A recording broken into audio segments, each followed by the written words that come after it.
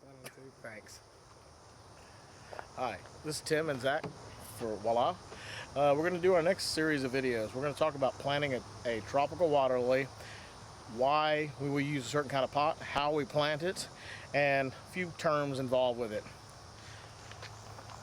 Now this water lily here is a tropical water lily. Zach and some other people are wanting to use the term an annual simply because people in zone 5, zone 6, they're scared to buy a tropical thinking that they can't grow it and enjoy the beautiful blooms, the lovely smells, because it won't last in their environment. And it's true, they in most cases are going to have to replant it the next year, buy another one. So they're wanting to use the term annual just like they do in terrestrial gardening. Now, none of these pads are unfurled. This actually had about 25 pads on it, and I cut the roots off, cut a lot of the pads off, because I don't want it floating out of the bucket. That's the reason I cut so many pads off. So, in our last series of videos with Hardy's, we talked about different kind of pots. This is a 2-gallon squat pot designed for tropical and other terrestrial or aquatic plants. You can see it's about 8 inches across, about 6 inches deep. This is great for a tropical. This tropical is actually a bit large for it at this point. You would generally start out with something a little smaller or not such a large root mass. You know, this is the size here of a grapefruit. So it's pretty good size. Now, we're gonna want soil and fertilizer down in here, but we don't want this to float out. So I'm gonna put this down low in with the fertilizer. But we have a couple different pots here that we could have planted in. This is the 2-gallon squat. This is actually about a 3.5-gallon container that I get and I use. This is the kitty litter tray that we talked about in one of the other videos, and this thing can be planted in any of these and be successful. Now, the larger the container, the larger the plant, the larger the blooms. So I could actually take this, if it was a little smaller, and plant it in a Dixie cup, and it's going to grow and it's going to bloom and it's going to look great. But it might only have 2 or 3 inch flowers. Where if I take the exact same plant and put it in this, it's going to be 6 to 8 inch flowers in much larger pads. So the size of the environment it's growing in, how much soil it's got, is how big it's going to get. So we're going to go ahead and pot this up. But I want to tell you a little bit about it. Like I said, these are the pads. They haven't unfurled. These were still reaching for the surface. But normally it'd be the big round pad. So this is what they look like as they're coming up. This is a flower. This is the flower bud. That's what it looks like when it was kind of open before I abused the heck out of it. Okay. It closes every night. It's open 3 days. That's the life cycle of a water lily. Opens a first, a second, a third day, then it's done. But they bloom all summer. They bloom all summer. This is a bud. This is another bud. This is another bud. This is a very happy, healthy little plant here. A lot of buds on it. This is a good bloomer.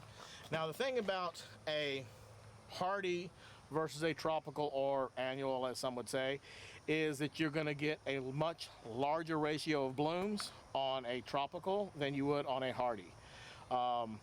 These have more colors. There's blues and purples, and they have a much stronger overall smell. There's very few hardies that have much of a smell. So if you're somebody who likes to walk in the garden in the evening and you want to smell something lovely, you need the tropical. So we're going to move on to planting it here. All we're going to do is take real dirt, and same as we talked about last time, you can get this just about anywhere. You can buy it at a garden center, you can buy it at Home Depot, Lowe's. Just make sure you get the stuff that is all dirt. No compost, no wood, no Scots or no Miracle-Gro. right, no Scots, no Miracle. Nothing is going to have something that's going to float in it. Water lilies actually prefer a thick, heavy clay loam. They actually want something solid and heavy. This is not got much clay in it, but it works fine. I know some people use sand and they think it works great. However, sand leaches all of the nutrients right back into the water pretty quickly. It doesn't hold it. This will become packed like mud, very solid, and it'll hold the nutrients in. So, got my Kwatak Fertilizer here. This is designed for 1 container. Now what I'm going to do, I'm going to mix this all up, and I want it to be totally homogeneous. I want it all mixed in good. I don't want an area that all the fertilizer dumped together, because this is actually a pretty hot fertilizer mix. It can actually burn a juvenile plant, but it is the best for growing a tropical. Now, the fact that this has a root ball instead of roots flowing out, I'm going to put this down here, quite a bit of it, but not all of it. Now what you want to do, the hardy we talked about goes horizontally across. A tropical grows vertically like a terrestrial plant. So what I'm going to do, I'm going to set this right in here, and I've got it right down on the soil fertilizer mix, and I'm going to fill in around this with some more. Pack it in and around. And I don't want the fertilizer up here on the surface, because I don't want it leaching out right away into the water. But I do want to totally get it up here to the edge of the crown. So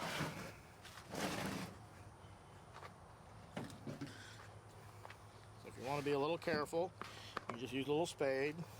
Now if you get something on it at this point, you drop soil on it, it's not going to damage it as long as it's not a big giant clump.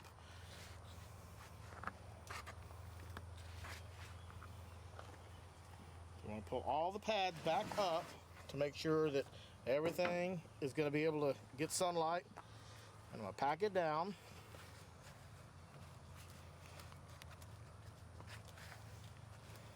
I can take a little more.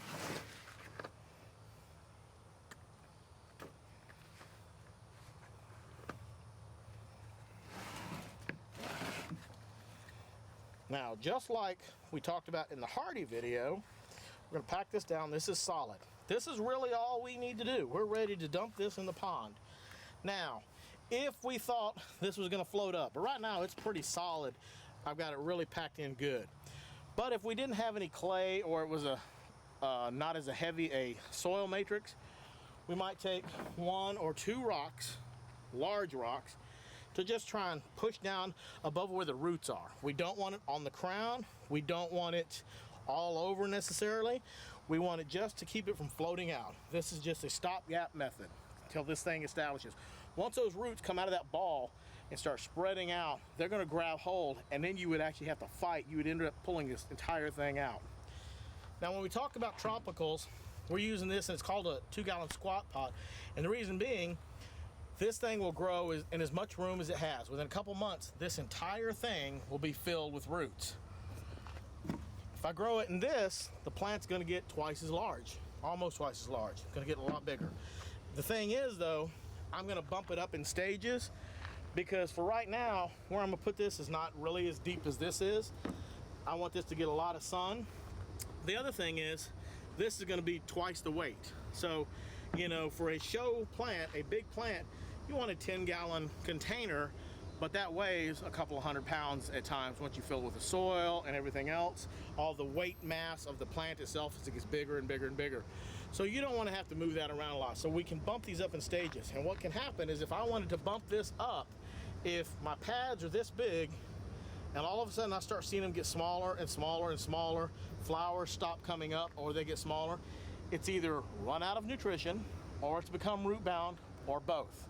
At that point, instead of tearing up and damaging the roots, I could take a bigger pot like this, fill the bottom half with a fertilizer soil mix, dump this whole thing right on top. Just pull it out, pick it up, drop it in, top it off, and it's ready to go for the next 3 months. Because this is a very hot fertilizer mix, but it's very good for about 3 or 4 months, and it'll give you the great blooms you want. So what happens if you drop this, as it's got a roots all around here, on top of here, and you've got soil down here, automatically the roots are going to find the new fertilizer, they're going to jump, and within less than 2 weeks, you're going to see larger pads, larger blooms. So, once again, this is a tropical water lily, or as some in the industry are wanting to call it now, an annual. Please don't be afraid of the term tropical. You know, even if you live in Alberta, Canada, you can grow beautiful tropicals. Got friends up there that do it. They're great. They may only have a 3-month season, but they can enjoy the smells, the sights, and all the things that go along with a water lily. Once again, this is Tim and Zach for Voila. Thanks for watching.